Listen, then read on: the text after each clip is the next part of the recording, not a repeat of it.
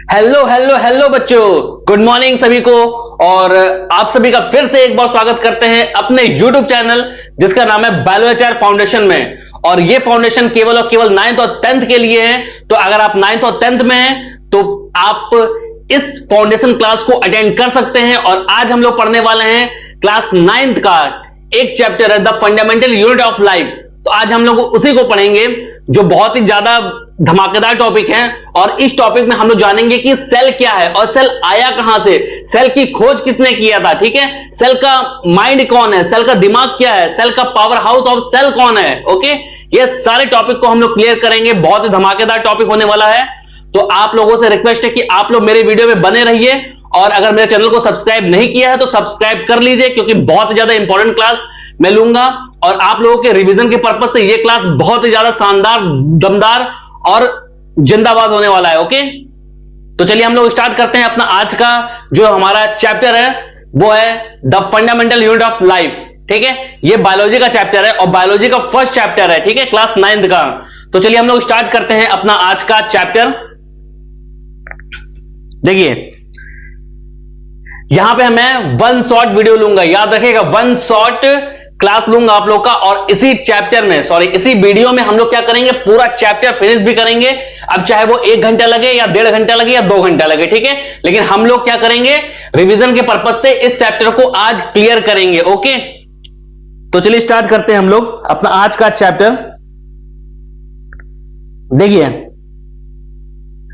आप लोग को पता है कि सेल क्या होता है, the fundamental unit of life होता है। अभी इसके बारे में भी हम लोग जानेंगे, लेकिन अभी ये समझिए कि सेल से लेके बॉडी ऑर्गन तक, ठीक है, यानी कि ऑर्गन सिस्टम तक जो भी ऑर्गेनिज्म है ना, वो कैसे बना है। ठीक है, आइए देखते हैं इसको। देखिए, बात करते हैं हम लोग सेल की।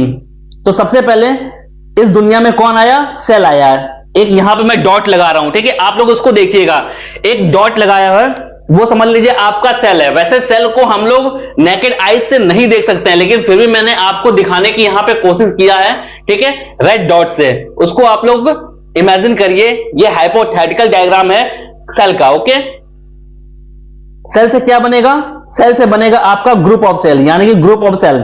और यही ग्रुप ऑफ सेल होंगे ना, ये क्या कहलाएंगे, इसे हम लोग कहेंगे टिश्यू। क्या कहेंगे, टिश्यू कहेंगे। फिर ऐसे बहुत सारे टिश्यू मिलकर क्या बनाएंगे, ग्रुप ऑफ टिश्यू बनाएंगे, ठीक है। और यही ग्रुप ऑफ टिश्यू क्या कहलाएंगे, ऑर्गन कहलाएंगे। जैसे मान लीजिए कि आपका एक लिवर एक क्या है, आपका ऑर्गन है, ठीक है। आपका माइंड क्या है, एक ऑर्गन है। ओके, आपका जो हार्ट है, हार्ट क्या है, आपका एक ऑर्गन है। आपकी किडनी जो है वो एक ऑर्गन है। आपकी आईज जो है वो एक ऑर्गन है, ठीक है। तो ये सब ऑर्गन आखिर में आपकी बॉडी में बना कैसे है, सबसे पहले एक सेल बना होगा। ओके, और सेल के बाद सेल से क्या बना होगा, टिश्यू बना होगा, ठीक है।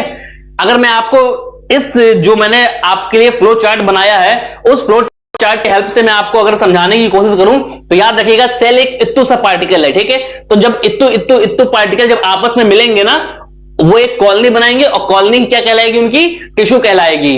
ओके, यानी ग्रुप ऑफ सेल क्या कहलाया, टिश्यू कहलाया। और जो टिश्यू होगा ना, तो उसी तरह बहुत सारे टिश्यू आपस में मिलकर क्या बनाएंगे, ऑर्गन बनाएंगे। और बहुत सारे ऑर्गन आपस में मिलकर ग्रुप ऑफ ऑर्गन बनाएंगे, जिसे हम लोग क्या कहेंगे, ऑर्गन सिस्टम कहेंगे। यानी कि हमारी पूरी बॉडी, यानी कि अगर मेरी अगर लीवर निकाल के अलग रख दो, मेरा हार्ट निकाल के अलग रख दो, मेरी किडनी निकाल के अलग रख दो, तो ये सब ऑर्गन बन गया। और वही लेके एक बॉडी में अगर फिक्स कर दो तो क्या बन जाएंगे, अनुराक्षर बन जाएंगे, ठीक है। तो आप समझ गए, सेल से लेके पूरा कहां तक, ऑर्गन सिस्टम तक, ठीक है, ऑर्गेनिज्म कैसे बना होता है। ओके, तो चलिए आइए नेक्स्ट टॉपिक पे चलते हैं हम लोग अपने। अब यहां पे देखिए, सेल क्या है, cell is the structural and functional unit of life. Cell क्या है, स्ट्रक्चरल और फंक्शनल यूनिट ऑफ लाइफ है। अब क्यों है, नीचे देखिए क्या लिखा हुआ है, all living organisms are composed of cell. याद रखिएगा, जितने भी इस दुनिया में लिविंग ऑर्गेनिज्म है ना, वो किससे मिलके बने हुए हैं, सेल से मिलके बने हुए हैं। And their physiological, biological, genetic and metabolic activities take place inside the cell. यानी कि इसमें क्या है, आपका फिजियोलॉजिकल जो है, फिजियोलॉजिकल, बायोकेमिकल, जेनेटिक और मेटाबॉलिक एक्टिविटीज, ये सारे प्रोसेस कहां पे हो रहे हैं, सेल के अंदर ही हो रहे हैं, ठीक है। कहां पे हो रहे हैं, सेल के अंदर ही हो रहे हैं। इसी वजह से सेल क्या है आपका, सेल क्या है? फंडामेंटल यूनिट ऑफ लाइफ है, क्योंकि एक सेल के अंदर, यानी इत्तू सा सेल होता है, इत्तू सा, ठीक है, इसी सेल के अंदर क्या हो रहा है? सारे फंक्शन हो रहे हैं जो एक पूरी लिविंग बॉडी के अंदर होती है ना, वो सारे फंक्शन एक सेल के अंदर हो रहे हैं। इसी वजह से सेल क्या है? Structural and functional unit of life है। ओके, अब देखिए, अब सेल तो पैदा हो गया, सेल तो पैदा हो गया ना, तो सेल के कोई फादर भी रहे होंगे, तो आप लोग बताइए फादर ऑफ सेल कौन है? यानी कि सेल की डिस्कवरी किसने किया था? देखिए यहां पे है डिस्कवरी ऑफ सेल। ओके, तो सेल की डिस्कवरी किसने किया था? रॉबर्ट हुक भाई साहब ने किया था। किसने किया था? रॉबर्ट हुक भाई साहब ने किया था। और किस ईयर में किया था? देखिए यहां पे लिखा है 1665। किस ईयर में किया था? 1665 में रॉबर्ट हुक ने किसको डिस्कवर किया था? मुझको नहीं भाई, मेरी एज बहुत कम है, ठीक है। उन्होंने सेल को डिस्कवर किया था। ओके, तो और क्या किया था? कहां पे देखा था? देखिए सेल को डिस्कवर तो कर दिया, लेकिन कहां पे किया था? जो पेड़ होता है ना, पेड़, ठीक है, ट्री होता है, ट्री का जो बाहरी छाल होता है ना, छाल को क्या किया? कट कर लिया। कट करने के बाद उसकी थिन लेयर बना ली, और उसी थिन लेयर को ले जाके अपने माइक्रोस्कोप में देखा था, ठीक है, अपने द्वारा बनाया गया माइक्रोस्कोप में उन्होंने देखा था। तो उनको कैसा स्ट्रक्चर दिखा था? उनको मधुमक्खी के छत्ते जैसा, हनी बी, ठीक है, याद रखिएगा, हनी बी के जो छत्ता होता है ना, उसकी तरह दिखा था। जैसे हम लोग हनी कॉम कहते हैं, क्या कहते हैं? हनी कॉम, मधुमक्खी के छत्ते जैसा स्ट्रक्चर दिखा था। ओके, तो आप देखिए इस साइड में आपका जो रॉबर्ट हुक भाई साहब हैं, ठीक है, रॉबर्ट हुक भाई साहब को देख लीजिए, इनको नमस्कार करिए, क्योंकि इन्हीं की वजह से हम लोगों ने क्या किया? इन्हीं की वजह से हम लोगों ने आज सेल के बारे में पढ़ते हैं, सेल के बारे में जान पाए कि सेल आखिर में होता क्या है, और उसी सेल से क्या बना है? एक पूरी बॉडी बनी हुई है। तो इनको हम लोग नमस्कार करते हैं, सबसे पहले हाथ जोड़ के प्रणाम करते हैं और इनका दंडनीय अभिवादन करते हैं। ओके, कुछ ज्यादा ही हिंदी हो गया, पर कोई बात नहीं, आप लोग इनको नमस्कार करिए या फिर गुड मॉर्निंग विश कर दीजिए। अभी सुबह के 7 बज रहे हैं तो। ओके, अब देखिए डिस्कवरी रिलेटेड टू सेल, यानी कि सेल से रिलेटेड और कौन कौन सी डिस्कवरी हुई हैं, इसके बारे में हम लोग जानते हैं, क्योंकि ये भी आपके क्या नाम है, आपके एग्जाम में एक एक नंबर में क्वेश्चन आ जाता है। तो यहां पे देखते हैं, सबसे पहले एक भाई साहब आए लीवेनहॉक। कौन आए? एक भाई साहब आए लीवेनहॉक। कब आए थे? 1674 में। कब आए थे? 1674 में। इन्होंने क्या किया था? इन्होंने found the presence of living cell in the pond water. सबसे पहले इस दुनिया में, याद रखना, सबसे पहले लिविंग सेल किसने खोजा था? आपके लीवेनहॉक भाई साहब ने खोजा था, ठीक है। किसने खोजा था? लीवेनहॉक भाई साहब ने खोजा था। और किस ईयर में? 1674 में खोजा था। कब खोजा था? 1674 में, ठीक है। अगर आपसे पूछा जाए कि लिविंग सेल सबसे पहले डिस्कवर किसने किया था, तो आप बताइएगा कि लीवेनहॉक सर ने किया था या फिर भाई साहब ने किया था। जैसा आपको मन करे वैसा आप बोल सकते हैं।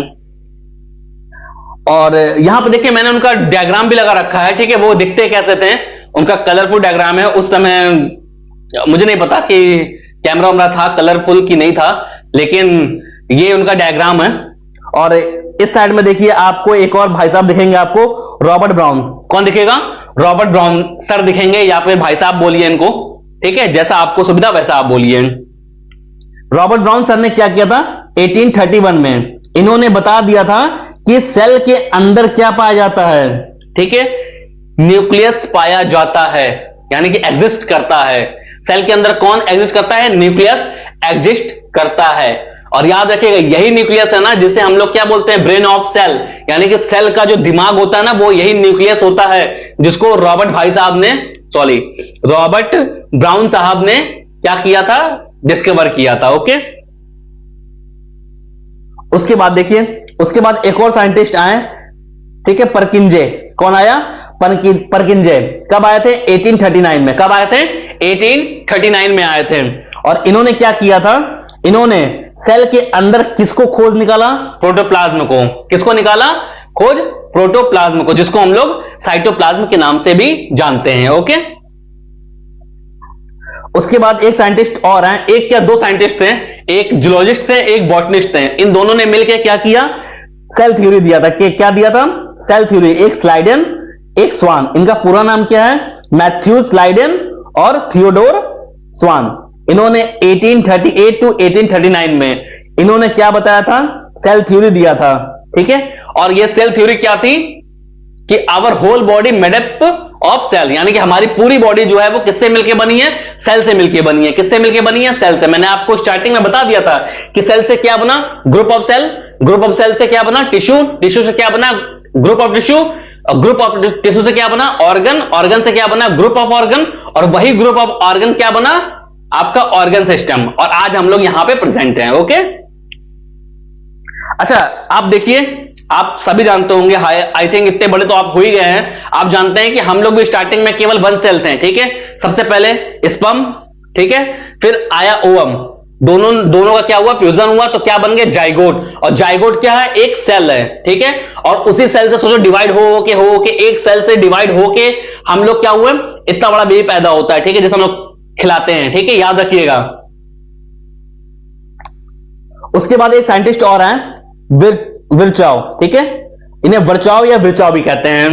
इन्होंने क्या बता दिया, इन्होंने बताया कि सेल जो है, सेल थ्योरी इन्होंने भी दिया था, लेकिन इन्होंने यह बताया था कि आखिर में सेल आया कहां से आया सेल जो है वो आपने पुराने सेल के डिवाइड होने से ही नया सेल बनता है। क्या बनता है, पुराने सेल के डिवाइड होने से ही नया सेल बनता है। यार इसका मतलब क्या है, विर्चाव 1855, याद रखिएगा, ईयर याद रखिएगा, Virchow 1855 suggested that cells come from cells that already exist in nature, यानी कि जो सेल ऑलरेडी नेचर में एग्जिस्ट करते हैं उनसे ही डिवाइड होकर नया सेल बनेगा, ओके।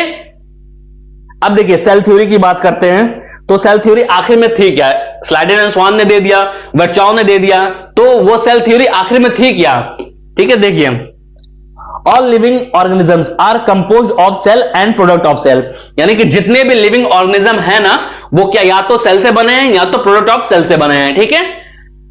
उसके बाद क्या है, all the cell arise from the pre existing cell, यानी कि जितने भी सेल हैं आपके वो कहां से आए हैं, वो आपका प्री एग्जिस्टिंग सेल से ही आए हैं, ठीक है।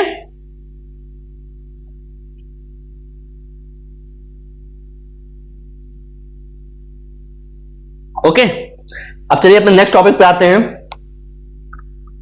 यहां पे है cell shape, size and number. Cell का शेप क्या है, साइज है, और सेल कितना होता है ये हम लोग जानेंगे, ठीक है। देखिए, the shape and size of cell are related to the specific function they perform, यानी कि क्या होते हैं, अलग अलग शेप के होते हैं, अलग अलग साइज के होते हैं, और अलग अलग वर्क परफॉर्म करते हैं, उनके फंक्शंस अलग अलग होते हैं, ठीक है। यहां पे शेप की बात करते हैं तो सबसे पहला शेप है बाइकॉनकेव या राउंड शेप, याद रखिएगा, राउंड शेप जानते हैं ना, राउंड शेप और बाइकॉनकेव, ठीक है। तो ये क्या होता है, ह्यूमन रेड ब्लड सेल्स, जिसे हम लोग आरबीसी कहते हैं। क्या कहते हैं, आरबीसी। जो हमारे बॉडी में आरबीसी होता है ना, वो किस शेप का होता है, वो या तो राउंड शेप जिसे बोलते हैं या फिर बाइकॉनकेव शेप बोलते हैं, ओके। उसके बाद है narrow and long cell, long shape, ठीक है, नैरो होगा और लॉन्ग होगा, यानी पतला और लंबा होगा, वो होगा आपका कॉलुमनर एपिथेलियम। उसके बाद है ब्रांच डिस्क शेप, यह आपका नर्व सेल होगा, ठीक है, गुच्छू जैसा स्ट्रक्चर होगा उसका, ठीक है। ब्रांच मतलब क्या होगा, गुच्छा, ठीक है, गुच्छे जैसा स्ट्रक्चर होगा, तो वो क्या होगा, हमारा नर्व सेल होगा। उसके बाद क्या है, स्पिंडल शेप, स्पिंडल मतलब ऐसा शेप होता है, तो ये हमारा मसल सेल होगा। हमारे बॉडी में दिखाते हैं ना हम लोग, ये बॉडी है, बॉडी, तो ये हमारा स्पिंडल शेप है, मसल हमारा, ओके। उसके बाद साइज की बात कर लेते हैं, तो साइज में देख लीजिए, माइकोप्लाज्मा, ठीक है, नॉट माइक्रो, माइको, MYCO, ठीक है, माइकोप्लाज्मा। तो माइकोप्लाज्मा का साइज दिया है 0.1 μm, ठीक है, कितना है, 0.1 μm, ठीक है, जैसे नैनोमीटर भी कहते हैं। तो याद रखिएगा, माइकोप्लाज्मा क्या है, स्मॉलेस्ट सेल है, क्या है, स्मॉलेस्ट सेल है, और इसका जो साइज होता है वो 0.1 μm होता है, ओके। अब है आपका ह्यूमन oocytes, ठीक है, ह्यूमन oocytes में यहां पे बात कर रहा है वो ओवम की, किसकी बात कर रहा है, ओवम की, ठीक है। फीमेल एग जिसे कहते हैं, फीमेल एग का जो डायमीटर होता है ना, वो होता है 120 μm, कितना होता है, 120 μm। तो आप सोच लीजिए कि माइकोप्लाज्मा कितना छोटा होता होगा। यहां पे दोनों का डायमीटर दिया हुआ है, ठीक है। ह्यूमन बॉडी में जो सबसे बड़ा सेल है, ठीक है, बिगेस्ट सेल है, वो क्या है आपका, ओवम है, और माइकोप्लाज्मा क्या है, वो आपका सबसे दुनिया में सबसे छोटी कोशिका है, स्मॉलेस्ट सेल है, ओके, जिसका डायमीटर क्या है 0.1 म्यूएम, ओके। अब नंबर की बात करते हैं हम लोग। नंबर क्या है, यूनिसेलुलर हो सकता है सेल और मल्टीसेलुलर हो सकता है, ठीक है। याद रखिएगा, या तो सेल यूनिसेलुलर होगा, यूनिसेलुलर का मतलब उसमें केवल और केवल सिंगल सेल, याद रखिएगा सिंगल सेल ही परफॉर्म करेंगे, ठीक है। उसका एग्जांपल यहां पे दे रखा है आपका अमीबा, रुकिए, यहां पे क्या दे रखा है, अमीबा और पैरामीशियम, ठीक है। यूनिसेलुलर अगर सेल की बात करें और उसका एग्जांपल पूछे तो आप बताइएगा, ठीक है, कि आपका अमीबा होगा और पैरामीशियम होगा। और उसके बाद बात करें हैं मल्टीसेलुलर की, तो मल्टीसेलुलर मतलब बहुत सारे सेल, ग्रुप ऑफ सेल ही सेल भरे हों, तो वो क्या होंगे, उनकी बॉडी में मल्टीसेलुलर वो ऑर्गेनिज्म होंगे, ओके। तो इसका एग्जांपल है आपका फ्यू फंजाई, प्लांट्स और एनिमल, ठीक है। आपको पता होना चाहिए प्लांट्स की जो बॉडी है वो भी पूरा सेल से मिलके ही बनी होती है, ठीक है। तो प्लांट्स भी किस में आ जाएंगे, मल्टीसेलुलर में आ जाएंगे, और एनिमल भी किस में आएंगे, मल्टीसेलुलर में आएंगे। और आपका फ्यू फंजाई यानी कि फ्यू फंजाई भी जो होंगे वो आपका मल्टीसेलुलर में ही आते हैं। कुछ फंजाई ऐसे होते हैं जो मल्टीसेलुलर में आते हैं। अब यहां पे है स्ट्रक्चरल ऑर्गेनाइजेशन ऑफ सेल। इसमें क्या है पढ़ना हम लोग को, 3 basic features that every cell process, यानी कि 3 बेसिक फीचर होते हैं एवरी सेल प्रोसेस में, ठीक है। एवरी सेल प्रोसेस में केवल 3 ही आपके फीचर्स मिलेंगे। एक क्या है आपका सेल मेम्ब्रेन, जिसको आपको पढ़ना है, दूसरा है आपका न्यूक्लियस, तीसरा है साइटोप्लाज्म, ठीक है। इन्हीं तीनों को हम लोग को अच्छे से देखना है। पहला क्या है सेल मेम्ब्रेन, ठीक, या फिर इसे हम लोग क्या कहते हैं प्लाज्मा मेम्ब्रेन के नाम से भी जानते हैं। उसके बाद है आपका न्यूक्लियस और उसके बाद है आपका साइटोप्लाज्म। तो सबसे पहले पढ़ते हैं हम लोग सेल मेम्ब्रेन के बारे में। किसके बारे में पढ़ेंगे हम लोग, सेल मेम्ब्रेन के बारे में पढ़ेंगे। आउटर मोस्ट कवरिंग, ठीक है, outer most covering of a cell, ये देखिए यहां पे डायग्राम बना हुआ सेल, तो सेल का सबसे आउटर मोस्ट कवरिंग क्या कहलाएगा, सेल मेम्ब्रेन कहलाता है, ठीक है। सबसे बाहर की जो लेयर होगी ना वही आपका क्या कहलाएगी, सेल मेम्ब्रेन। मेम्ब्रेन मतलब झिल्ली होता है, ठीक है, परत होती है। फिर made up of organic molecule such as protein, carbohydrate, lipid, bilayer. और किससे मिलकर बनी होती है, आपका ऑर्गेनिक मॉलिक्यूल से मिलकर बनी होती है। और वो ऑर्गेनिक मॉलिक्यूल जो होते हैं वो कौन होते हैं, आपका सबसे पहला हो जाएगा प्रोटीन, ठीक है, फिर कार्बोहाइड्रेट और लिपिड बाइलेयर से मिलकर बनी होती हैं, ठीक है। और ये क्या होता है, सेलेक्टिवली परमिएबल होती हैं। क्या होती हैं, सेलेक्टिवली परमिएबल होती हैं। इसका मतलब इनके बॉडी के अंदर से यानी कि इनके मेम्ब्रेन से केवल वो कुछ चीजों को ही क्या करती हैं, अंदर आने की और बाहर जाने की परमिशन देती हैं। याद रखिएगा सेलेक्टिवली परमिएबल, सॉरी, ठीक है। इसका मतलब क्या है, सेलेक्टिवली परमिएबल का मतलब क्या है कि जो सेल है ना, इनकी जो ऊपर जो सेल मेम्ब्रेन होती है वो क्या होती है, कुछ चीजों को या तो अंदर आने देगी और कुछ चीजों को ही बाहर आने देगी, ठीक है। सभी चीजों के लिए ये ओपन नहीं होती है, ठीक है। उसके बाद क्या है, फ्लेक्सिबल इन नेचर। नेचर में क्या होती है, ये बहुत ही ज्यादा फ्लेक्सिबल होती है, ठीक है। क्या होती है, फ्लेक्सिबल होती हैं। उसके बाद क्या है, how do substance enter and exit the cell. याद रखिए सब्सटेंस कैसे एंटर करते हैं और एग्जिट करते हैं, इसके बारे में हम लोग जानते हैं, ठीक है। ये 2 तरीकों से करते हैं। सबसे पहला है आपका डिफ्यूजन की हेल्प से, उसके बाद क्या है, ऑस्मोसिस की हेल्प से, ठीक है। पहला क्या है, ट्रांसपोर्ट ऑफ सब्सटेंस की अगर बात करते हैं तो ट्रांसपोर्ट ऑफ सब्सटेंस 2 टाइप से होता है, ठीक है। सबसे पहला या तो डिफ्यूजन की हेल्प से या तो ऑस्मोसिस की हेल्प से, ओके। अब इसके बारे में जानते हैं डिफ्यूजन के बारे में। सबसे पहले हम लोग जानेंगे डिफ्यूजन के बारे में कि डिफ्यूजन भी देखिए 2 तरीकों का होता है। एक होता है सेल्फ डिफ्यूजन, एक होता है फैसिलिटेटेड डिफ्यूजन, ठीक है। पहला क्या होता है, सेल्फ डिफ्यूजन, और दूसरा क्या होता है, फैसिलिटेटेड डिफ्यूजन। और सेल्फ डिफ्यूजन की बात करें हम लोग तो सेल्फ डिफ्यूजन क्या होता है, आप सभी लोगों ने पढ़ा है, इससे पहले भी पढ़ा होगा कि डिफ्यूजन में जो सेल्फ डिफ्यूजन होता है वो हायर टू लोअर कंसंट्रेशन जाता है, ठीक है। क्या होता है, हायर टू लोअर कंसंट्रेशन। इसका मतलब क्या हुआ, देखिए इसका मतलब है जैसे मान लीजिए यहां पे बहुत सारी चीजें हैं, ठीक है, और यहां पे कम है, तो हाई से लो में वो ट्रांसफर हो जाएगा। इसका मतलब ये जो है वो हाई से लो में क्या हो जाएगा, ट्रांसफर हो जाएगा। अब यहां पे फैसिलिटेटेड डिफ्यूजन में क्या होता है, ये भी क्या होता है, हायर टू लोअर कंसंट्रेशन होता है, बट क्या होता है, इसमें प्रोटीन कैरियर होता है, ठीक है। अगर प्रोटीन नहीं है तो याद रखिएगा फैसिलिटेटेड डिफ्यूजन नहीं होगा, वो क्या हो जाएगा आपका, सिंपल डिफ्यूजन हो जाएगा, ओके। और एग्जांपल की बात करें तो CO2 O2 moves across the cell membrane by diffusion. याद रखिएगा CO2 और O2 ही ऐसे हैं जो क्या करेंगे, जो सेल मेम्ब्रेन से क्या होंगे, या तो आ सकते हैं या तो जा सकते हैं, ओके। अब देखिए यहां पे लिख रहा है कि what is higher to lower concentration, ठीक है। तो यहां पे लिखा है movement of molecules from an area of high concentration to an area of low concentration, यानी कि हाई में अगर बहुत ज्यादा सब्सटेंस है और लोअर में क्या है, बहुत कम सब्सटेंस है, तो क्या होगा, हाई से लो में आ जाएगा। यहां पे देखिए डायग्राम बना हुआ है, ठीक है, मैंने आप लोग के लिए डायग्राम स्पेशली रखा है। यहां पे हायर कंसंट्रेशन है, यहां पे इसका मतलब यहां पे क्या है, इसका प्रेशर ज्यादा है, ठीक है, समझ जाइए बहुत ज्यादा सब्सटेंस है जिसका प्रेशर यहां पे है।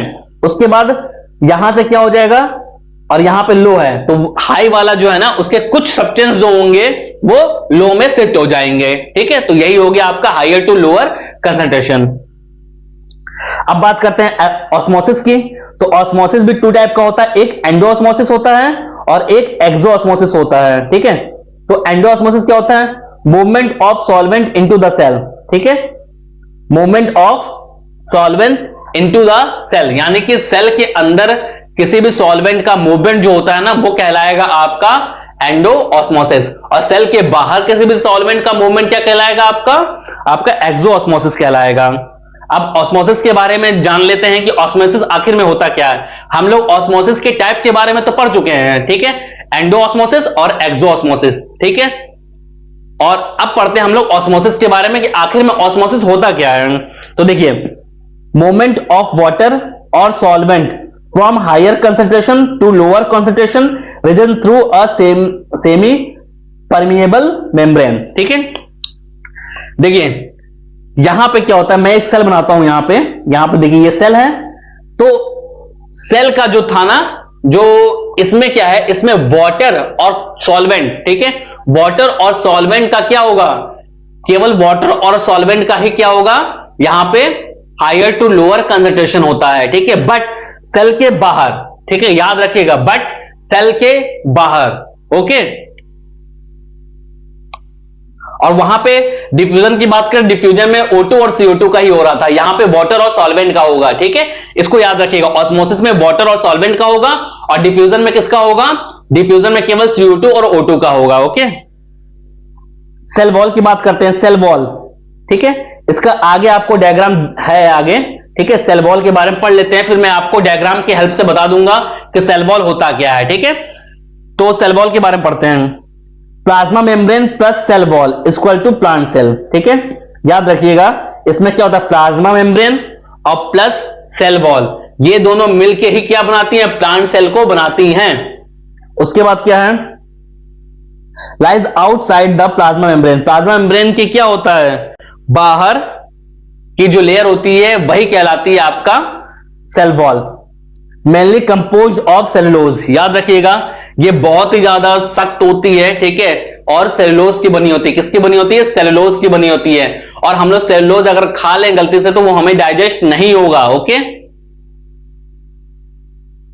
Cellulose is a complex substance which provide structural strength of plant, याद रखिएगा कि कॉम्प्लेक्स, बहुत ही ज्यादा कॉम्प्लेक्स सब्सटेंस है और ये प्लांट को क्या देता है, ये प्लांट को स्ट्रक्चरल स्ट्रेंथ देता है, ठीक है, जिससे प्लांट्स क्या हो सके, दृढ़ हो सके, सख्त हो सके, ओके। ये देखिए ये आपका ऊपर है ना, ये ऊपर की लेयर जो है ना, यही लेयर है सबसे ऊपर की, यही आपका क्या है, सेल वॉल है, क्या है, सेल वॉल है। बाकी सब सेल ऑर्गेनेल्स हैं, ठीक है, जो इसमें दिया हुआ है, ठीक है। अभी हम लोग को सेल वॉल जानना था, तो सेल वॉल आपने देख लिया कि सेल वॉल कौन से हैं इसमें, ठीक है। उसके बाद सेल वॉल के फंक्शन, आखिर में सेल वॉल तो है लेकिन सेल वॉल का फंक्शन क्या है, वो काम क्या करता है, इसके बारे में भी जान लेते हैं कि सेल वॉल का फंक्शन क्या है। Function of cell wall, provide and maintenance a definite shape of cell, ठीक है, सेल को एक शेप देता है, ठीक है। अगर ये सेल वॉल ना रहे तो याद रखिएगा सेल बिल्कुल केचुए की तरह हो जाएगा, ऐसे ऐसे करेगा, ठीक है। तो सेल को मैकेनिकल सपोर्ट कौन देता है? सेल वॉल ही देता है, जिससे सेल अगर ऐसा है तो ऐसा ही रहेगा, ठीक है। जैसे हमारी बॉडी में स्केलेटल है, ठीक है, उसी तरह क्या होगा, प्लांट में सेल वॉल होता है जो प्लांट को मैकेनिकल सपोर्ट देता है। उसके बाद prevents over expenses of cell membrane during endosmosis, inhibits and over endosmosis, ठीक है। Protect the cell from the mechanical injury और प्रोवाइड्स मैकेनिकल सपोर्ट, ठीक है। सबसे पहले मैंने बता दिया आपको कि मैकेनिकल सपोर्ट प्रोवाइड करता है, उसके बाद किसी भी तरह की इंजरी होने से प्लांट को बचाता है, ठीक है। उसके बाद क्लासिफिकेशन ऑफ सेल, क्या क्वेश्चन है हमारा? Classification of cell. आखिर में सेल के क्लासिफिकेशन की बात करते हैं तो 2 टाइप के होते हैं, पहला प्रोकैरियोट, दूसरा यूकैरियोट। आप बचपन से पढ़ते आ रहे होंगे, सेल के 2 क्लासिफिकेशन करते हैं हम लोग, प्रोकैरियोट, दूसरा यूकैरियोट, ठीक है। अब हम लोग प्रोकैरियोट सेल के बारे में थोड़ा जानते हैं कि देखिए, प्रो मतलब क्या हुआ? प्रिमिटिव, ठीक है। प्रो मतलब प्रिमिटिव, और कैरियोट का मतलब, ये कैरियोट जो है ना वो कैरियन से लिया गया। किससे लिया गया? कैरियन से लिया गया। और कैरियन का मतलब होता है न्यूक्लियस, यानी कि जिसका भी न्यूक्लियस प्रो हो, ठीक है। बोलते हैं ना ये प्रो प्लेयर है, क्या क्या बोलते हैं? ये प्रो प्लेयर है। प्रो का मतलब क्या हुआ? प्रो का मतलब होता है कि वो प्रिमिटिव है, यानी कि बहुत ही पुराना प्लेयर है, ठीक है, उसको एक्सपीरियंस बहुत ज्यादा है, ओके। तो प्रोकैरियोट, प्रो मतलब प्रिमिटिव और कैरियन का मतलब न्यूक्लियस है, जिसका भी न्यूक्लियस कैसा हो? प्रो। इसमें क्या होगा? Lack nucleus and other cells organelles contain a region within the cell called nucleoid where the genetic material is freely suspended, ठीक है। यहां पे देखिए, यहां पे ये सेल है, यहां पर मान लीजिए सेल है, ठीक है, तो इसका न्यूक्लियस ऐसे ही पड़ा रहेगा, ठीक है। न्यूक्लियस के ऊपर क्या होगा? न्यूक्लियर मेम्ब्रेन नहीं पाया जाएगा, ठीक है, याद रखिएगा। प्रोकैरियोट सेल में न्यूक्लियस के ऊपर, ठीक है, न्यूक्लियर मेम्ब्रेन नहीं पाया जाएगा, वो ऐसे ही पड़े रहेंगे, बस ऐसे ही पड़े रहेंगे, इधर उधर भटकते रहेंगे बस, ओके। और इसका एग्जांपल है आपका बैक्टीरियल सेल, और भी बहुत सारे हैं, ठीक है। बैक्टीरिया, जितने भी प्रिमिटिव आपके प्रोकैरियोट एनिमल है ना, उनके सेल जो हैं वो फ्री ही रहेंगे, उसे हम लोग न्यूक्लियाइड बोलते हैं, न्यूक्लियस नहीं बोलते हैं, ठीक है। क्या बोलेंगे? न्यूक्लियोइड बोलेंगे, न्यूक्लियस नहीं बोलेंगे। उसके बाद यूकैरियोट सेल के बारे में बात करते हैं तो यूकैरियोट सेल जो होता है, well defined nuclei with nuclear membrane and nucleus, this cell have well developed membrane bound organelles such as mitochondria, lysosome, endoplasmic reticulum etcetera, ठीक है। मैंने बताया ना कि इसमें क्या होगा, ये आपका क्या हो गया, ये आपका हो गया सेल। सेल में क्या होगा, ये आपका न्यूक्लियस है, न्यूक्लियस के चारों तरफ न्यूक्लियर मेम्ब्रेन पाया जाएगा, ठीक है। क्या पाया जाएगा? Nuclear membrane. और ऐसा जहां भी पाया जाएगा तो आप समझ जाना कि ये आपका क्या है? आपका यूकैरियोट एनिमल है, ओके, जिसके भी न्यूक्लियस के चारों तरफ न्यूक्लियर मेम्ब्रेन पाया जाएगा। और इसके कुछ ऑर्गेनेल्स भी इसमें दिया हुआ है, माइटोकॉन्ड्रिया होते हैं, लाइसोसोम होते हैं, एंडोप्लाज्मिक रेटिकुलम होते हैं। इसके बारे में हम लोग आगे जानेंगे। और इसका एग्जाम्पल होता है क्या? एनिमल सेल, यानी कि हमारे बॉडी में, आपके बॉडी में, या फिर डॉग्स की बॉडी में जितने भी एनिमल है ना, उनकी बॉडी कैसे होती है? यूकैरियोटिक होती है। उसके बाद क्या है आपका? प्लांट सेल और फंजाई सेल। फंजाई के भी सेल क्या होते हैं? वो कुछ फंजाई, याद रखिएगा, वो यूकैरियोटिक होते हैं, ओके। अब सेल ऑर्गेनेल्स के बारे में बात करते हैं हम लोग कि सेल ऑर्गेनेल्स क्या होता है और कौन कौन से होते हैं हम लोग। Eukaryotic cells contain various membrane bound organelles that carry out various function in the cell. जो भी सेल के अंदर, ठीक है, तमाम फंक्शनों को करते हैं वो सेल ऑर्गेनेल्स कहलाते हैं, ठीक है।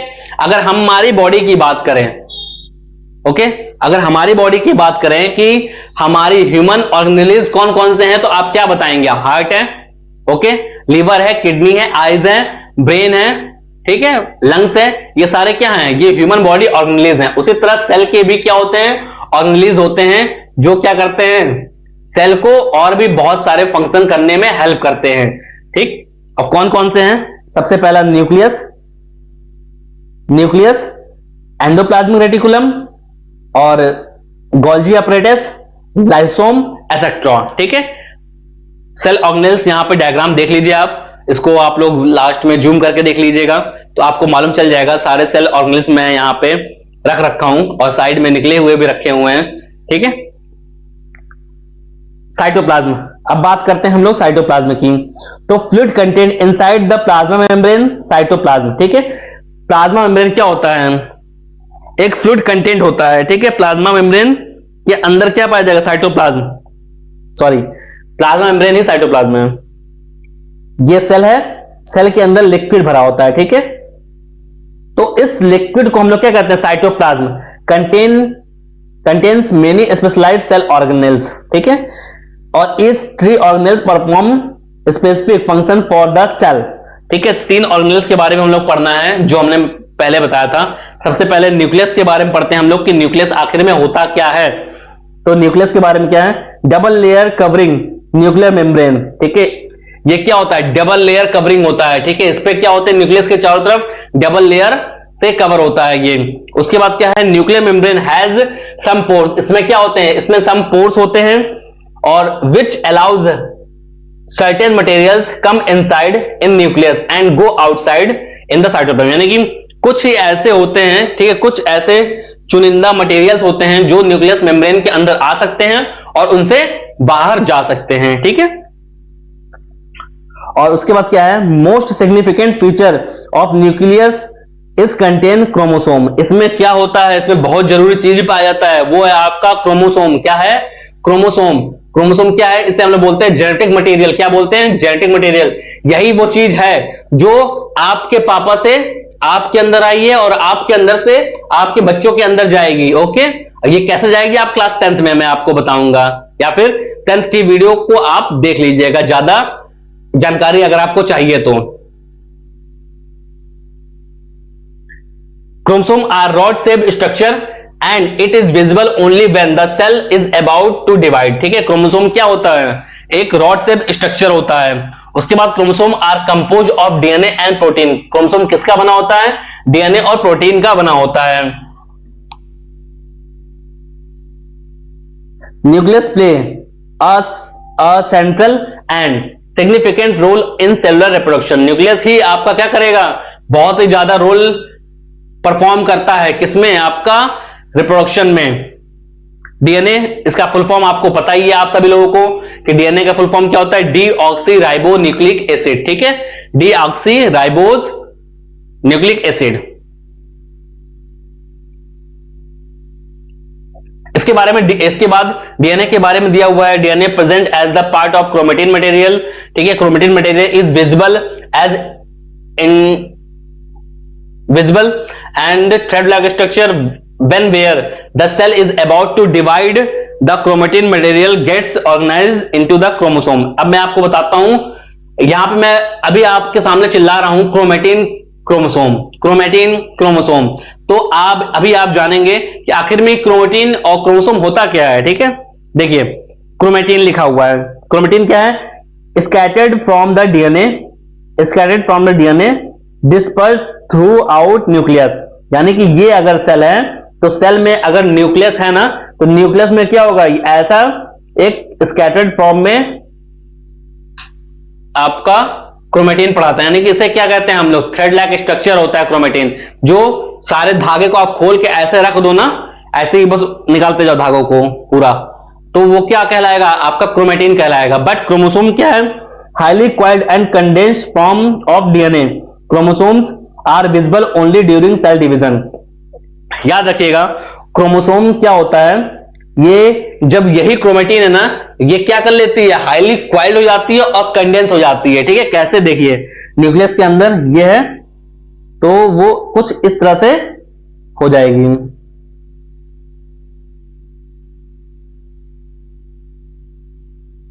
ऊपर वाला आपका क्या था? क्रोमेटिन था, और नीचे वाला क्या है? आपका क्रोमोसोम है, ठीक है। हाईली क्वाइल्ड हो गई है और कंडेंस हो गई है। और ऐसा कब दिखाई देगा? जब भी, याद रखिएगा, जब भी सेल डिवीजन होगा, ठीक है। जब भी सेल डिवीजन होगा, ठीक है। अब कौन सा सेल डिवीजन? माइटोसिस की मियोसिस? ये मैं आपको बताऊंगा अभी थोड़ी देर में, ठीक है। वैसे मियोसिस में होता है, ठीक है। जब भी मियोसिस होता है तो उस समय क्या होता है? यही क्रोमेटिन कंडेंस होकर क्या हो जाएगा? क्रोमोसोम बन जाता है, ठीक है, जिसे हम लोग जेनेटिक मटेरियल कहते हैं। अब हम लोग पढ़ते हैं एंडोप्लाज्मिक रेटिकुलम के बारे में। किसके बारे में पढ़ेंगे हम लोग? एंडोप्लाज्मिक रेटिकुलम के बारे में पढ़ेंगे। तो यहां पे क्या लिखता है? ER is a large network of membrane bound tubes and seeds. ER क्या है? लार्ज नेटवर्क वाला मेम्ब्रेन है और ट्यूब एंड सीड्स है। Okay, based on visual structure, ER is categorised rough endoplasmic reticulum and smooth endoplasmic reticulum. ठीक है, ER जो है आपका एंडोप्लाज्मिक रेटिकुलम जिसको हम कहते हैं, ये टू टाइप का होता है। एक एसईआर का मतलब है आपका स्मूथ एंडोप्लाज्मिक रेटिकुलम, और दूसरा क्या है आपका आरईआर, रफ एंडोप्लाज्मिक रेटिकुलम। ठीक है, एसईआर और आरईआर, एस से मतलब स्मूथ और आर से मतलब रफ। देखिए ये आपका यहां पे देखिए ये आपका ईआर है, और ईआर पे अगर ये जो आप देख रहे हो ना राइबोसोम देखिए, अगर इस ईआर पे राइबोसोम अटैच है तो राइबोसोम ऐसे अटैच होता है। ठीक है, इसे हम लोग बोलते हैं आरईआर। जिस भी एंडोप्लाज्मिक रेटिकुलम पे राइबोसोम अटैच होता है उसे हम लोग कहेंगे आरईआर। ठीक है, क्यों कहेंगे? क्योंकि उसकी जो सतह है ना, उसकी जो लेयर है वो खुदरी हो गई राइबोसोम। आप खुद सोचिए, ये आपका मान लीजिए हाथ है, हाथ के ऊपर कुछ मैं चिपका दूं तो आपका हाथ ये क्या हो गया? अभी प्लेन है तो अभी क्या हो जाएगा? खुदरा हो जाएगा। ठीक है, तो इसीलिए हम लोग उसे आरईआर कहते हैं, और एसईआर मतलब वो सतह जो है, वो परत जो है, वो लेयर जो है वो कैसी हो जाएगी? वो प्लेन हो जाएगी, उस पे राइबोसोम नहीं होता है। ओके, तो आप समझ गए एसईआर और आरईआर। अब इसके बारे में पढ़ लेते हैं हम लोग डिटेल में कि स्मूथ ईआर, याद रखिएगा विदाउट राइबोसोम, इस पे राइबोसोम नहीं होता है। ठीक है, एसईआर पे, और help in the manufacturing of fat molecules और lipids important for membrane biogenesis enzyme and hormones synthesize. और ये किसमें हेल्प करते हैं? ये फैट्स में हेल्प करेंगे, लिपिड्स में हेल्प करेंगे, फैट्स में हेल्प करेंगे, लिपिड्स में हेल्प करेंगे, और बायोजेनेसिस एंजाइम और हार्मोन्स सिंथेसाइज में हेल्प करते हैं। ओके, उसके बाद क्या है? Bring about detoxification in the liver that's I converts harmful material. ठीक है, ये लोग क्या करते हैं? हमारे लिवर्स के अंदर जितने भी हानिकारक मटेरियल्स बनते हैं ना, उनको क्या करते हैं? डिटॉक्सिफिकेशन करते हैं। क्या करते हैं? डिटॉक्सिफिकेशन करते हैं ये।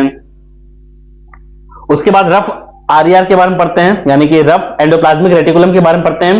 When ribosome attach on surface of ER. ठीक है, इसका मतलब क्या है? अगर ईआर पे अगर राइबोसोम अटैच है तो उसे हम लोग क्या कहेंगे?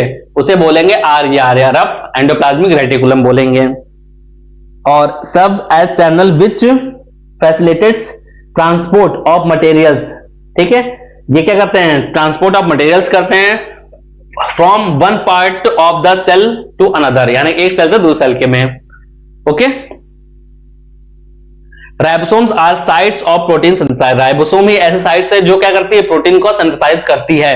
यानी कि राइबोसोम को हम लोग क्या करते हैं? इसे हम लोग प्रोटीन फैक्ट्री के नाम से भी जानते हैं। किसके नाम जानते हैं? प्रोटीन फैक्ट्री, यानी कि यहीं पे ये प्रोटीन का निर्माण होता है। अब हम लोग पढ़ते हैं गोल्जी एपरेटस। क्या पढ़ेंगे? गोल्जी एपरेटस के बारे में पढ़ेंगे। इसे हम लोग सबसे पहले जान लीजिए, इसे हम लोग कहते हैं ट्रैफिक पुलिस ऑफ सेल। ये क्या है? ट्रैफिक पुलिस है किसका? सेल का ट्रैफिक पुलिस इसे बोलते हैं हम लोग। Golgi apparatus Golgi apparatus is named after the name of its discover Camillo Golgi. Golgi जो बॉडी है या एपरेटस है, इसकी जो खोज करने वाले साइंटिस्ट है ना, उन साइंटिस्ट का नाम क्या है? Camillo Golgi. क्या नाम है? Camillo Golgi. They consist of a system of membrane bound vesicles arranged truly parallel to each other in stacks known as cistern। याद रखिएगा, ये क्या होता है? सिस्टर्न होता है, सिस्टर्नी होता है। ठीक है, ये आपको दिखा रहा हूं मैं। ये देखिए, ये जो ऊपर का स्ट्रक्चर है ना, ये आपको ये क्या है जो बना हुआ है? यही आपका सिस्टर्नी है। क्या है? सिस्टर्नी है।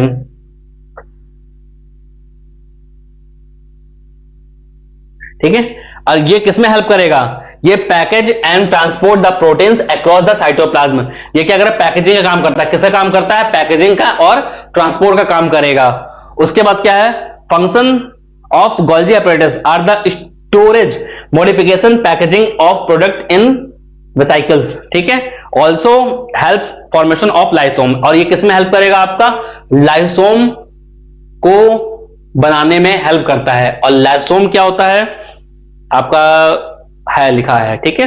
लाइसोम क्या होता है, इसे हम लोग सुसाइड बैग्स कहते हैं, ठीक है। जब भी कोई भी सेल या सेल के जो ऑर्गेनेलिज होते हैं वो अच्छे से परफॉर्म नहीं करते हैं ना, तो यही जो लाइसोम है वो अपने आप को फाड़ लेगा, ब्लास्ट कर लेगा, ठीक है। और ब्लास्ट क्यों करता है, क्योंकि इसके अंदर क्या होता है, एक एंजाइम पाया जाता है जिसे हम लोग हाइड्रोलिटिक एंजाइम कहते हैं।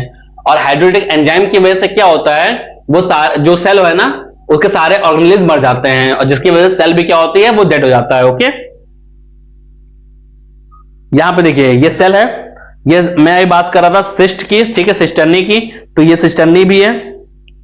यहां पे देख लीजिए, मैं आपको दिखा दूं आपको कि देखिए ये आपका सिस्टर्नी है, ये सेल है, ये सेल के सारे ऑर्गेनेलिज हैं, माइटोकॉन्ड्रिया हो गया, न्यूक्लियस हो गया, राइबोसोम हो गया, सेंट्रियोल्स हो गया, ठीक है, पराक्सोम हो गया, प्लाज्मा मेम्ब्रेन हो गया, ये सारे इसके कैसे पार्ट्स हैं, सारे ऑर्गेनेलिज में ही आएंगे। ओके, उसके बाद लाइसोम के बारे में बात कर लेते हैं। तो लाइसोम क्या है, लाइसोम को हम लोग सुसाइड बैग्स ऑफ सेल कहते हैं। क्या कहते हैं, सुसाइड बैग्स ऑफ सेल, यानी कि जब भी लाइसोम का कोई भी ऑर्गन, जब भी सेल का कोई भी ऑर्गेनेल जो है वो अच्छे से परफॉर्म नहीं करता है, तो ये लाइसोम क्या करेगा, अपने आप को ब्लास्ट कर लेता है, ठीक है। इसी वजह से इसको हम लोग क्या कहते हैं, इसको हम लोग सुसाइड बैग ऑफ सेल कहते हैं। ओके, इसके बारे में थ्योरी लिखी हुई है, आप लोग थ्योरी देख लीजिएगा, और एग्जाम में आएगा तो इसका अगर 4 पॉइंट लिखा है तो इसमें से केवल 2 या 3 पॉइंट लिखिएगा, बस 1 पॉइंट छोड़ दीजिएगा। जो छोटे छोटे पॉइंट होंगे ना, उस पॉइंट को आप याद कर लीजिएगा, रट्टा मार लीजिएगा और अपने नोटबुक में लिख लीजिएगा, क्योंकि ये आप लोग के लिए बहुत जरूरी है। और अगर आप नोट्स नहीं बना रहे तो सबसे बड़ी आप गलती कर रहे हो कि आप नोट्स नहीं बना रहे हो। स्कूल में आप जानते हैं कि स्कूल में अच्छे से पढ़ाया नहीं जाता है, ठीक है, बहुत कम टीचर हैं ऐसे हैं जो स्कूल में अच्छे से पढ़ाते हैं, ठीक है। अगर आप लोगों को कोई टीचर पढ़ा रहा है तो आप प्लीज उसके ही अंदाज में आप नोट्स बनाइए, तो आप देखिएगा कि आप अपना जो प्रिपरेशन है ना बहुत ही अच्छा कर पाओगे आप। और जो आपके नोट्स है ना वो आपको इन फ्यूचर जब लास्ट टाइम होगा आपका रिवीजन का, तो उस टाइम पे आपको आपके नोट्स ही काम आएंगे, ना कोई टीचर काम आएगा, ना कोई वीडियो काम आएगी, केवल आपके नोट्स काम आएंगे बस। इसलिए आप लोगों से रिक्वेस्ट है कि आप लोग नोट्स जरूर बनाइएगा। ओके, चलिए नेक्स्ट टॉपिक पे आते हैं हम लोग।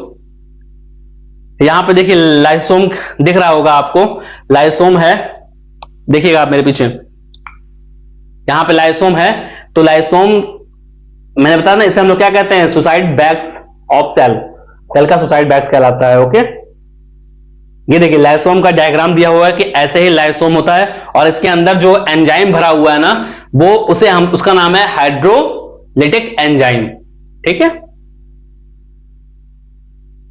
अब बात करते हैं माइटोकॉन्ड्रिया की, ठीक है। माइटोकॉन्ड्रिया, इसे हम लोग क्या कहते हैं, पावर हाउस ऑफ सेल। बचपन से आप पढ़ते आ रहे हो कि माइटोकॉन्ड्रिया क्या कहते हैं, पावर हाउस ऑफ सेल कहते हैं, माइटोकॉन्ड्रिया कहते हैं, पावर हाउस ऑफ सेल कहते हैं। ओके, तो इसके बारे में ज्यादा डिटेल में आपको बताने की जरूरत नहीं है, सब कुछ आपको यहां पे लिखा हुआ है, उसमें से 1-2 पॉइंट आप देख लो और देखने के बाद उसे अच्छे से पढ़ लेना, ठीक है। इंपॉर्टेंट पॉइंट मैं बता दे रहा हूं।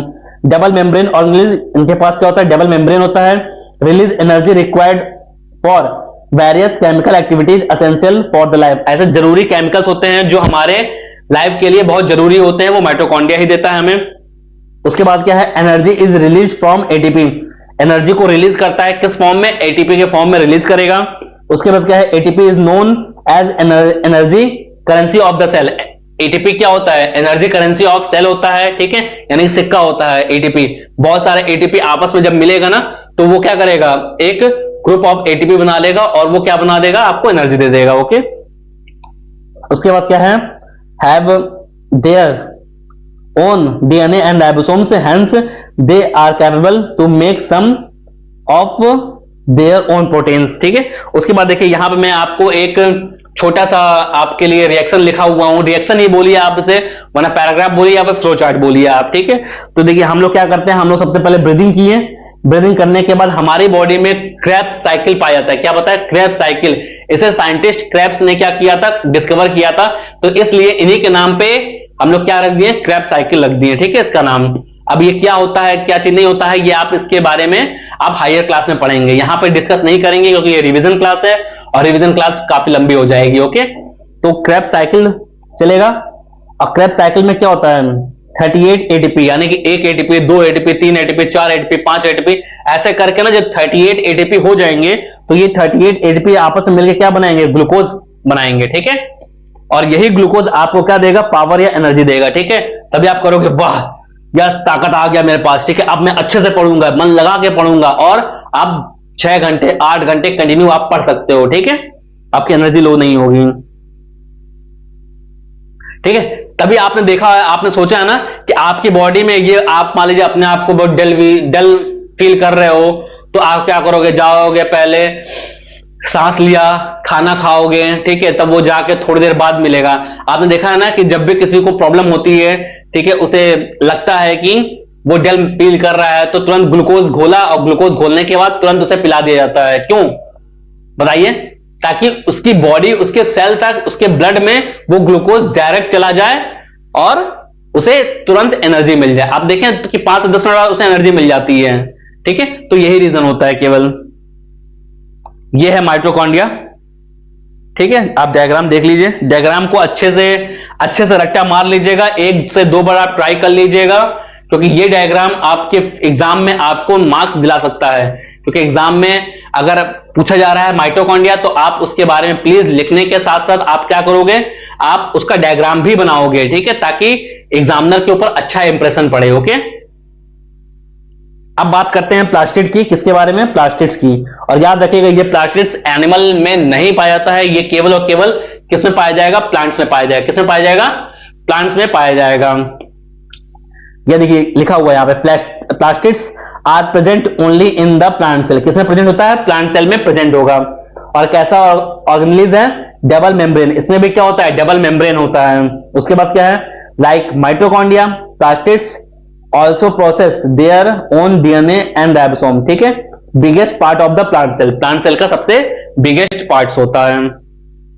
टाइप ऑफ प्लास्टिड्स की बात करें तो टाइप ऑफ प्लास्टिड 3 टाइप के होते हैं। पहला है आपका क्लोरोप्लास्ट, क्या है, क्लोरोप्लास्ट। दूसरा है क्रोमोप्लास्ट, तीसरा है ल्यूकोप्लास्ट। ठीक है, याद रखिएगा प्लास्टिड 3 टाइप के होते हैं। पहला है आपका क्रोमोप्लास्ट, दूसरा है क्लोरोप्लास्ट, और तीसरा है आपका ल्यूकोप्लास्ट। आइए इनके बारे में थोड़ा जान लेते हैं हम लोग कि क्रोमोप्लास्ट क्या होता है। प्लास्टिड्स कंटेनिंग पिगमेंट्स, ठीक है, chlorophyll mainly takes part in the photosynthesis. Chloro का मतलब आप जान लीजिए कि ये कहां पाया जाएगा, ये केवल उसी जगह पाया जाएगा बबुआ जहां पे केवल और केवल क्लोरोफिल होंगे। ओके, तो आप समझ गए इसको। उसके बाद क्रोमोप्लास्ट की बात करें, coloured fat soluble plastids mainly present in coloured parts of plants like fruits and flower. ये कहां पाया जाएगा, ये केवल आपके फ्रूट्स एंड फ्लावर में ही पाया जाता है, क्योंकि इसमें क्या होता है, इसमें कलर्ड होता है। ओके, क्रोमो मतलब कलर, ठीक है, और प्लास्ट आपको पता है प्लास्टिड। अब देखिए कैरेट में क्या होता है, कैरेट में आपका कैरोटीन, यानी कैरेट लाल क्यों है, क्योंकि उसमें जो आपका क्रोमोप्लास्ट है ना वो कैरोटीन है। ठीक है, क्या है, कैरोटीन। उसके बाद क्या है, बीट रूट यानी चुकंदर, चुकंदर में क्या होता है, बीटानोन, क्या होता है, बीटानोन। उसी तरह टमाटो में क्या होता है, टमाटो लाल क्यों होता है, लार्कोपेन के कारण। किसके कारण, लार्कोपेन के कारण क्या होता है, टमाटो लाल होता है। उसके बाद क्या है, फूड का जो येलो कलर होता है ना, वो फूड में एक केमिकल पाया जाता है, एक क्रोमोप्लास्ट पाया जाता है जिसका नाम है ज़ैंथोफिल। क्या है, ज़ैंथोफिल। और ज़ैंथोफिल की वजह से ही क्या होता है, जो फ्रूट्स होता है ना वो येलो कलर का दिखता है हमें, तभी तुम जानते हैं कि हाँ ये पक गया है। देखिए आम पीला हो गया इसका मतलब पक गया है, और हरा रहेगा तो हम लोग क्या कहेंगे, भाई कच्चा आम है, आम कच्चे हैं। ओके, अब बात करते हैं ल्यूकोप्लास्ट की। तो ल्यूकोप्लास्ट क्या होता है, ये कलरलेस प्लास्टिड होता है। ठीक है, और ये क्या करता है, ये न्यूट्रिशन को स्टोर करता है। किसको स्टोर करता है, न्यूट्रिशन को स्टोर करता है। ठीक है, टाइप ऑफ ल्यूकोप्लास्ट की बात करते हैं तो ये भी 3 टाइप के होते हैं आपका। पहला है एमाइलोप्लास्ट, दूसरा इलियोप्लास्ट, और तीसरा एलियोप्लास्ट। ठीक है, एमाइलो, इलियो और एलियो, ठीक है, 3 होते हैं। तो एमाइलोप्लास्ट होता है ना, ये क्या करता है, शुगर को स्टोर करता है। किसको स्टोर करेगा, शुगर को स्टोर करेगा। ओके, और इलियोप्लास्ट जो है वो स्टोर ऑयल्स एंड फैट्स, यानी कि ऑयल्स एंड फैट्स को स्टोर करता है। किसको स्टोर करेगा? ऑयल्स एंड फैट्स को स्टोर करेगा। उसके बाद है आपका एल्यूरोप्लास्ट। तो एल्यूरोप्लास्ट जो है वो आपको किसको स्टोर करेगा? प्रोटीन्स को स्टोर करेगा। ठीक है, किसको स्टोर करता है? प्रोटीन्स को स्टोर करता है। आपसे एक क्वेश्चन है कि प्लांट में प्रोटीन का स्टोर कौन करेगा, तो आप बताइएगा कि एल्यूरोप्लास्ट करेगा। ओके, अब वैक्यूल्स की बात करते हैं कि आखिर में ये वैक्यूल्स होते क्या हैं। ओके, ये स्टोरेज सैक होता है वैक्यूल्स। ठीक है, जैसे मान लीजिए ये थैले लाइक स्ट्रक्चर होता है जिसके अंदर स्टोर रहेगा। ठीक है, देखिए stores many substance of important such as amino acids, sugars, various organic acids and some protein. किसको स्टोर करेगा? आप देख लीजिए, यहां पे सबसे पहले एमाइनो एसिड्स को स्टोर करेगा, सुगर्स को स्टोर करेगा, वेरियस ऑर्गेनिक एसिड्स को स्टोर करेगा और कुछ प्रोटीन भी क्या करता है? ये स्टोर कर लेता है vacuoles. Okay, in animal cells in animal cells vacuoles are small, whereas in plant cell vacuoles are of large size। याद रखिएगा, प्लांट में क्या होता है? बहुत ही बड़ा वैक्यूल्स होता है, क्योंकि वो प्लांट्स भी तो बड़े बड़े होते हैं। और एनिमल्स में क्या होता है? छोटू सा बिल्कुल वैक्यूल्स होता है। ओके, उसके बाद क्या है? Central vacuoles, plant vacuoles. ठीक है, याद रखिएगा सेंट्रल वैक्यूल किसके बराबर? प्लांट वैक्यूल्स के बराबर है। Plant cell vacuoles are filled with cell shape and provide, ठीक है, rigidity and rigidity of the cell। ठीक है, प्लांट सेल में वैक्यूल्स क्या करता है?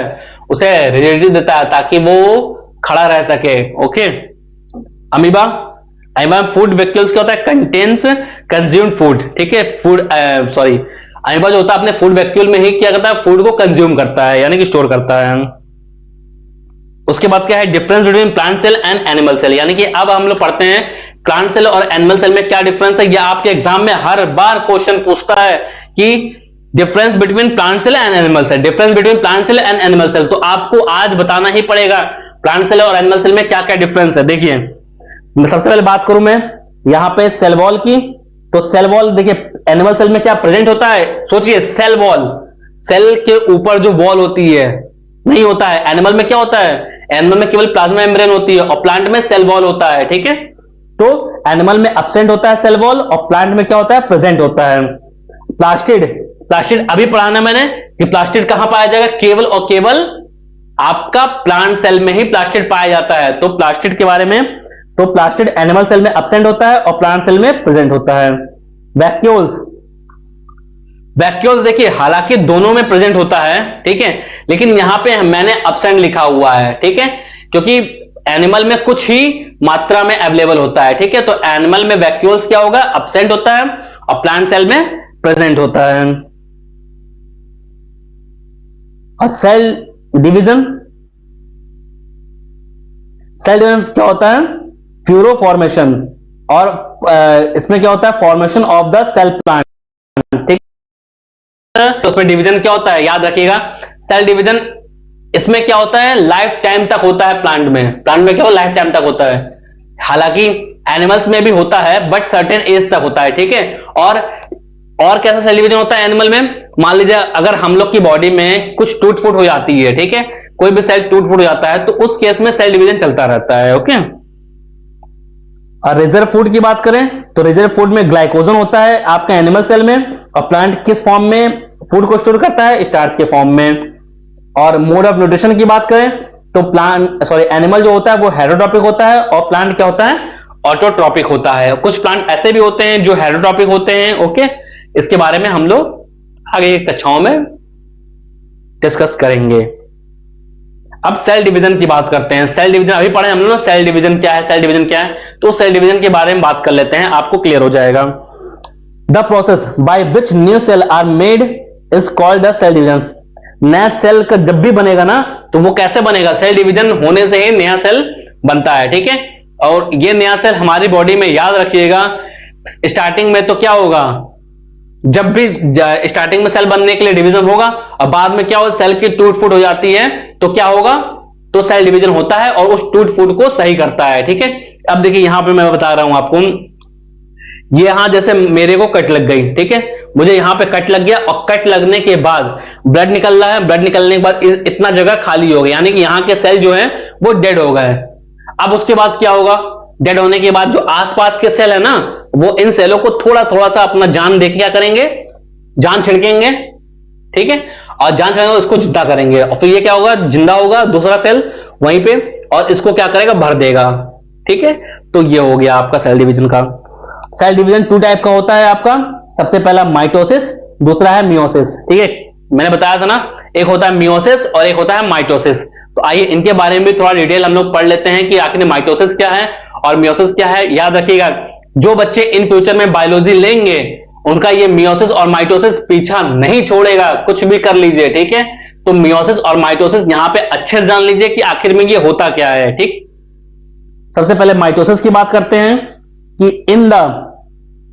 In this division of cell divides into two daughter cell, chromosomal number remains same. इसमें देखिए क्या है, यहां पे एक सेल है, सेल क्या करेगा, अपने आप को डिवाइड तो करेगा, ठीक है, डिवाइड करेगा, बट इसके क्रोमोसोम नंबर डिवाइड नहीं होंगे।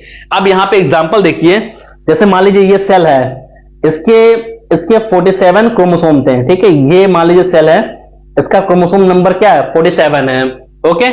अब इसको डिवाइड करना है, तो डिवाइड करके अपनी संख्या बढ़ाएंगे, तो इस जो डॉटर सेल है इसका भी क्रोमोसोम क्या होगा, 47 ही रहेगा, ठीक है। इसका भी जो क्रोमोसोम नंबर है ना वो सेम ही रहेगा, 47 था मदर सेल का, 47 ही रहेगा डॉटर सेल का, ओके। उसके बाद helps in growth and repair of tissue in organism, ठीक है। ये किसमें हेल्प करेगा, जैसे हमारा बच्चा छोटा है, ठीक है, बच्चा छोटा है, इतना बड़ा है, इतू सा है, तो इतू बड़ा से इतना बड़ा कैसा हो गया, मेरे जितना बड़ा कैसे हो गया। जो यही सेल्स है ना आपके माइटोसिस डिवीजन किए थे, सेल जो थे वो कैसा डिवीजन किए, माइटोसिस डिवीजन किए, यानी कि क्रोमोसोम नंबर तो सेम था, बस डिवीजन कर रहा था, वो डिवीजन किया जा रहा था। पहले एक बना, 1 से 2, 2 से 4, 4 से 8, 8 से 16, 16 से 32, बाकी आपको अगर टेबल आता होगा तो आप काउंट करते जाइएगा, अनलिमिटेड, ओके। एग्जाम्पल है division in yeast and bacterial cell और सोमैटिक सेल, ठीक है।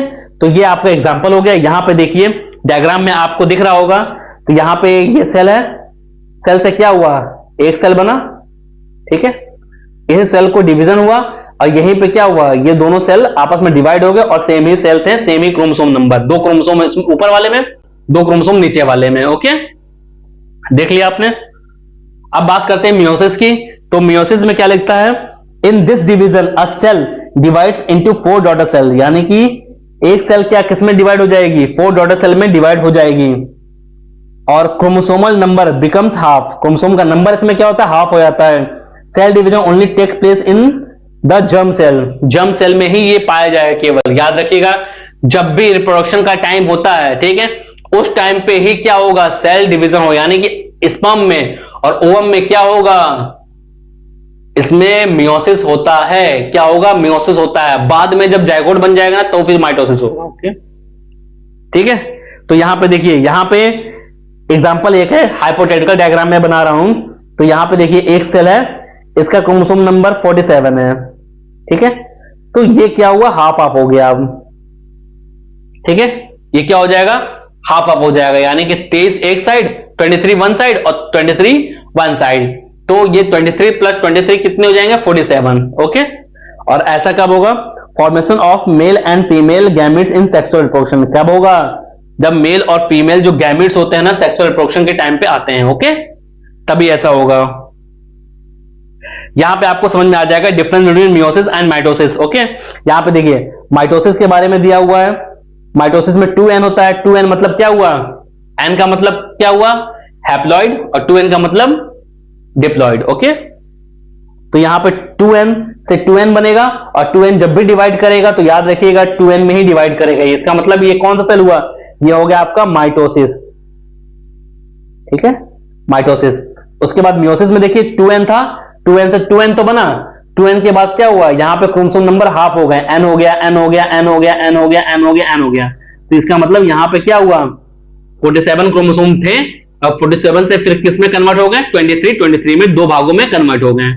उसी तरह फिर 23 था, वो अपनी संख्या बढ़ाना स्टार्ट कर दिया, ठीक है, उससे ज्यादा हाफ नहीं होगा। याद रखिएगा, ये मत सोचिएगा कि 23 है तो अब हाफ होगा तो 23 का भी हाफ हो जाएगा, ठीक है, पर ऐसा नहीं होगा।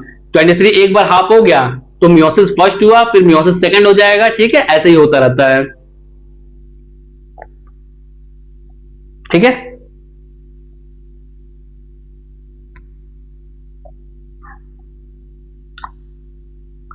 तो फिर ये चैप्टर हम लोग का फिनिश हो गया। और वन टेक आपका याद रखिएगा, वन शॉट मैं आपकी क्लास लिया हूं, तो आप लोग भी इस वीडियो को पूरा देखिएगा, अपने नोट्स बनाइएगा और एग्जाम में काफी अच्छा परफॉर्मेंस दीजिएगा। बहुत सारे बच्चों के हाफ ईयरली एग्जाम स्टार्ट हो चुके हैं और बहुत सारों के अभी हाफ ईयरली एग्जाम स्टार्ट होने वाले हैं, तो इसलिए याद रखिएगा कि आप लोग को पूरा झंडे गाड़ना है। 9th में साइंस में तो झंडे गाड़ना है, ठीक है। और मेरा चैनल थोड़ा सा बड़ा हो जाएगा, थोड़ा सा इस पे अगर लोग जब जुड़ जाएंगे ना, तो मैं क्या करूंगा, आप लोगों के लिए और भी सब्जेक्ट लेके आऊंगा, जैसे कि आपका मैथमेटिक्स हो गया, सोशल साइंस हो गया, आपका हिंदी भी पढ़ाऊंगा, याद रखिएगा, और साथ में आपका इंग्लिश भी हो गया, ठीक है। सारे सब्जेक्ट की क्लास यहीं पे चलेगी आपका, जिससे आप बोर्ड एग्जाम की तैयारी अच्छे से कर पाए और आपको कहीं भटकना ना पड़े, किसी ऑफलाइन कोचिंग सेंटर में, किसी अदर प्लेटफॉर्म, यूट्यूब प्लेटफॉर्म पे, ठीक है। सब कुछ आपको यहीं पे मिलेगा और बहुत ही शानदार दमदार मिलेगा। और मैं आपको साइंस ही पढ़ाऊंगा, ठीक है। बहुत अच्छे टीचर हैं, लेकिन मैं उनको अभी लॉन्च नहीं कर रहा हूं क्योंकि मेरा चैनल अभी छोटा है। इस छोटे चैनल को आप लोग बड़ा बनाइए, अपने यारों दोस्तों और अपने बहनों में, अपनी दोस्त में, ठीक है, सखी में, ठीक है, आप लोग इसको शेयर कर दीजिए, जिससे मेरा चैनल भी थोड़ा ग्रो हो सके। और अगर आपको मेरे पढ़ाने की वीडियो अच्छी लगती है तो प्लीज कमेंट करके बताया करिए, कमेंट जरूर किया कीजिए, उससे हम लोग मोटिवेट होते हैं, ठीक है, हम लोग का भी जोश हाई होता है और हम लोग और पढ़ाने के लिए भूख बढ़ जाती है हम लोगों की। तो आप लोगों से रिक्वेस्ट है कि आप लोग प्लीज मेरे चैनल को अभी सब्सक्राइब कर लीजिए, वीडियो को लाइक कर दीजिए और कमेंट में कोई भी क्वेश्चन आपको पूछना है तो आप कमेंट में पूछिए, उसका आंसर आपको आधे घंटे से 1 घंटे के अंदर आपको मिल जाएगा, ठीक है। चलिए फिर मिलते हैं अपने नेक्स्ट वीडियो में। और याद रखिएगा नेक्स्ट वीडियो जो होगी वो हमारी क्लास 10th का अब एक चैप्टर में लेके आऊंगा, कोशिश करूंगा कि मैं बायोलॉजी या फिर केमिस्ट्री में से ही कोई लेके आऊं, ठीक है। जो मेरे पास पीपीटी बना रखा होगा उसी का चैप्टर मैं आपको लेके आऊंगा। और आप लोग क्या करेगा, मेरी वीडियो को जरूर शेयर और सब्सक्राइब जरूर कर दीजिएगा। चलिए फिर मिलते हैं अपने नेक्स्ट वीडियो में, तब तक के लिए बाय बाय, टेक केयर, जय हिंद, जय भारत।